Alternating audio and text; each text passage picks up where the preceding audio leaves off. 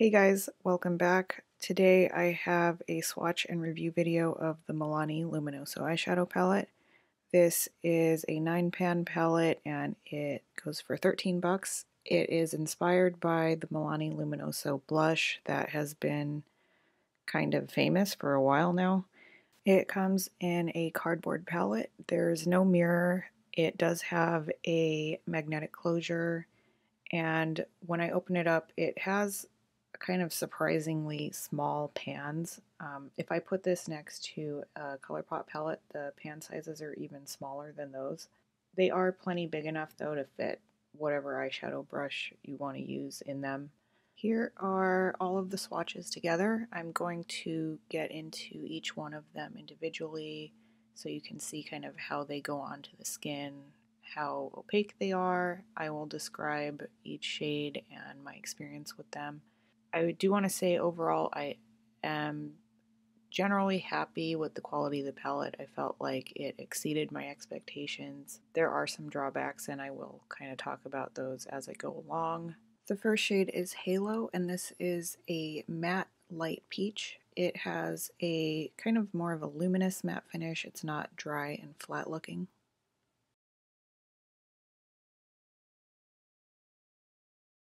Next up is Dusk, and this is a medium bronze shimmer. It mostly has fine shimmer, but there is a little bit of silver sparkle in this. This was one of the better shimmers in the palette. And here is the shade In the Clouds. This is a light medium matte brown. It has the same type of matte finish as Halo, where it's not flat and dry looking.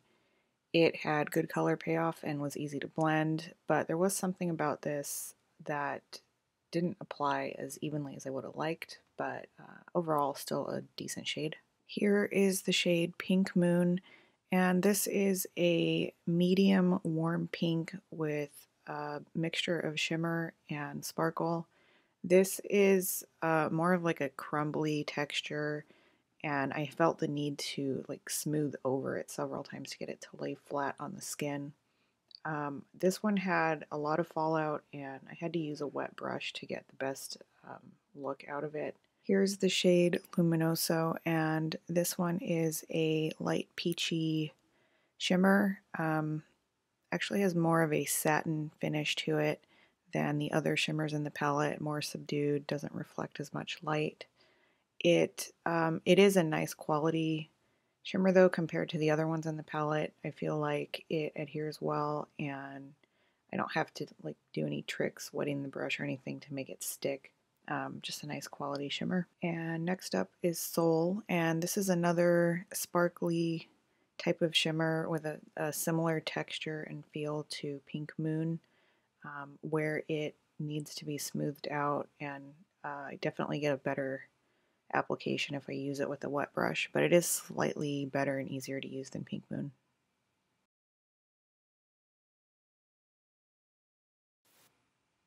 This is the shade Beam, and it's another peachy satin type of shade. It's very similar to Luminoso, but it does have a little bit more of a pink base color to it, and that is, you may be able to see it here in the swatch. It is more visible if I turn my arm at an angle and I see it from an angle. Straight on, the gold sheen is very similar in both shades, but the base color is different. Here is the shade Sunset. This is more of a fine shimmer. I don't think this has any sparkle in it. It was one of the more difficult shades in the palette to use.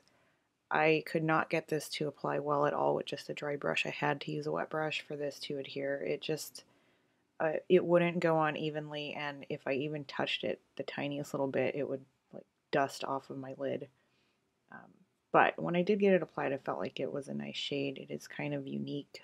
It has, it's a red, but it kind of shifts between orange and pink depending on the angle. And last is the shade Horizon. This is a medium matte brown with a mostly matte finish. There's a tiny bit of sparkle in this. It's not anything like a matte with sparkle from ColourPop. It's more like just a few scattered pieces of fine shimmer in there. It doesn't show up on the eye. I thought this was one of the best quality shades in the palette. It had good color payoff and was easy to blend.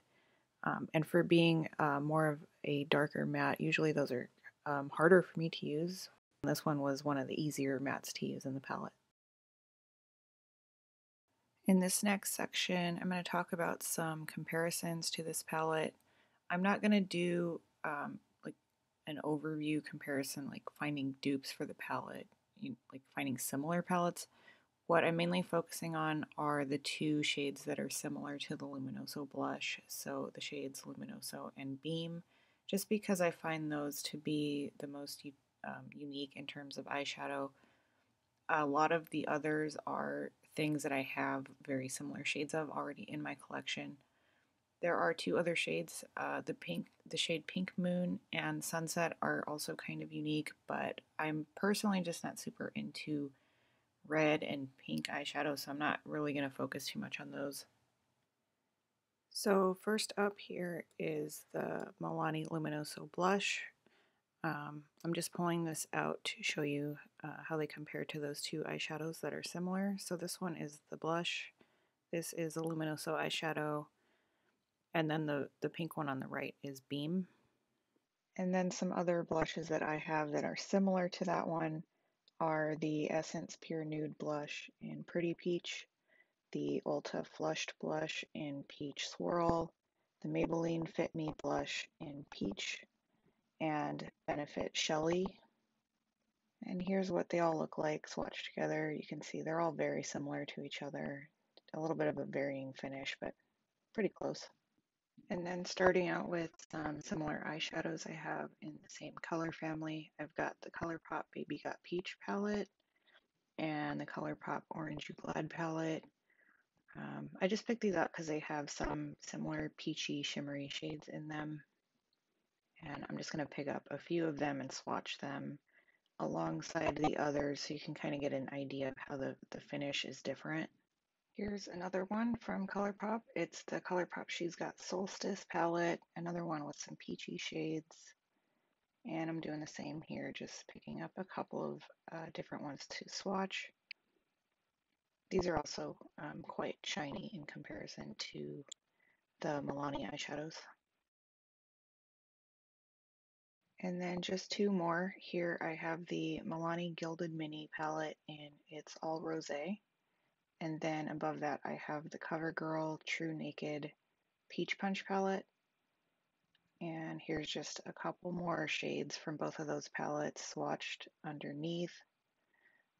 The ones in the CoverGirl palette are a little bit more like a satin matte finish, and then the ones that I picked up in the Milani palette are a little bit more shiny, like the ColourPop eyeshadows.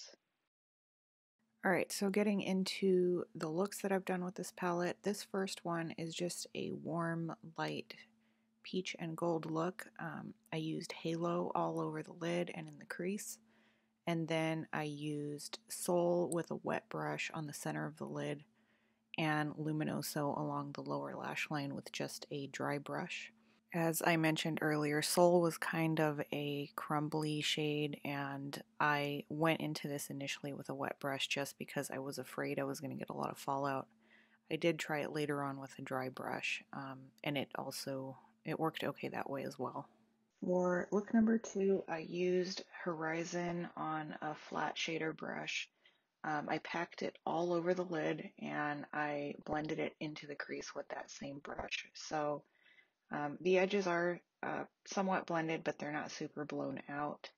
And then I used Pink Moon on a wet brush on the center of the lid and Dusk along the lower lash line with a dry brush and Beam on the inner corner and a little bit along the outer edge of that darkest matte shade on the outer corner. Beam is fine, it adheres well, so I really didn't need to use a wet brush. It was just me messing around playing with it. And Pink Moon absolutely did need to be used with a wet brush. I used it before this with a dry brush and I had a ton of fallout from it and it didn't adhere well. The way I used it here, I did get fallout still, but it was much less and I got a lot more impact out of the shade. And Dusk applied fine here with just a dry brush. So for look number 3, I just went with a kind of a basic comfort everyday eyeshadow look. I think this was a work day. So I used that lighter matte brown all over the crease. I think I used it all over the lid as well. And then I went over it with Dusk on a flat brush. Dusk adhered just fine in the previous look, but in this look, I think because I tried to layer it over that matte, it didn't adhere very well, so I ended up having to layer it quite a bit. I probably could have wet the brush to help it out, but I just didn't do that here. And then I added just a little bit of Soul on the center of the lid. I wanted to see if I could get a little bit more of like a brighter pop, but that also didn't adhere well. I could have just skipped that step. And then finally, I used a little bit of that deepest matte along the lower lash line and a tiny bit in the outer corner, just for a little bit of added depth. So here is look number 4, and this one is using all of the most pinky red shades. So I used Halo in the crease just as a transition shade, and then I started out using Sunset on the lid on just a dry brush, and this was the most frustrating shade in the palette. It was the most frustrating look for me to do. This shade did not want to adhere, and it kept dusting away as I tried to layer it. As I would go back in with the brush, it would like dust away the previous layer, and so I couldn't build it up. So I just later went in with a wet brush to get what you see here. Even though it dusted away easily, I didn't get terrible fallout just because the shade is mostly made up of all fine shimmer. Yeah, and so after that, I used Pink Moon on the lower lash line with a dry brush. Pink Moon is one that I've had issues adhering, but on the lower lash line, I felt like it did much better. It seems like shadows in general tend to adhere better to my lower lash line. It could just be that skin is a little bit more hydrated and kind of grips on shadows better. That's my guess. And then I used Beam on the inner corner and a little bit on the outer corner. I'm not sure if you can see that there. And this is look number 5. So this is only 2 shades, and I think it looks a little bit more complicated than it actually is. What I used was that dark brown on a pencil brush. That's the only brush I used, and I applied the shade a little bit more heavily on the outer corner and in the crease.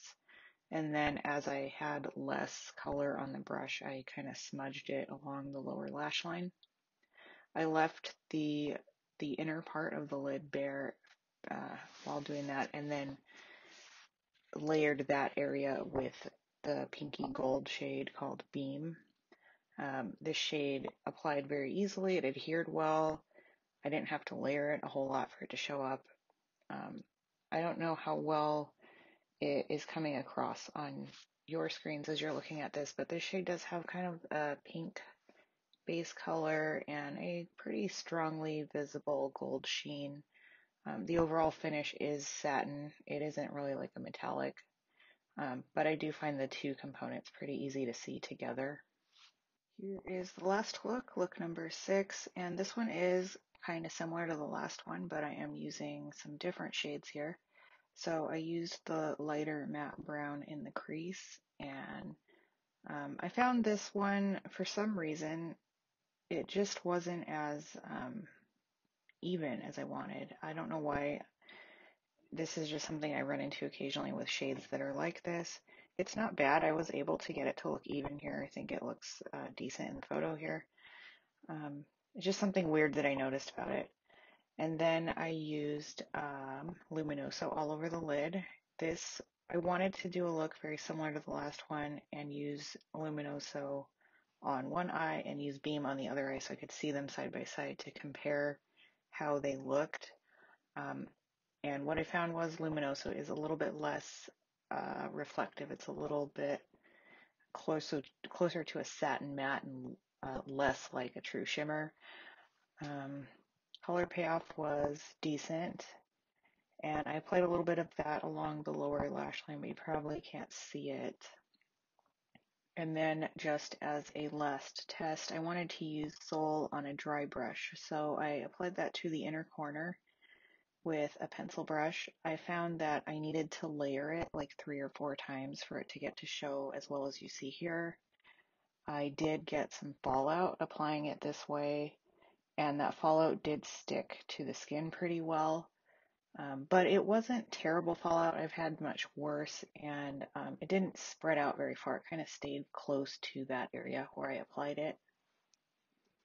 So that is the end of the video. Just to maybe wrap up my thoughts and give you my overall opinion of this palette, I like it. I don't love it. Um, I don't regret buying it. I think there are shades in here that I will continue to reach for going forward, and there are shades in here that I probably won't reach for again.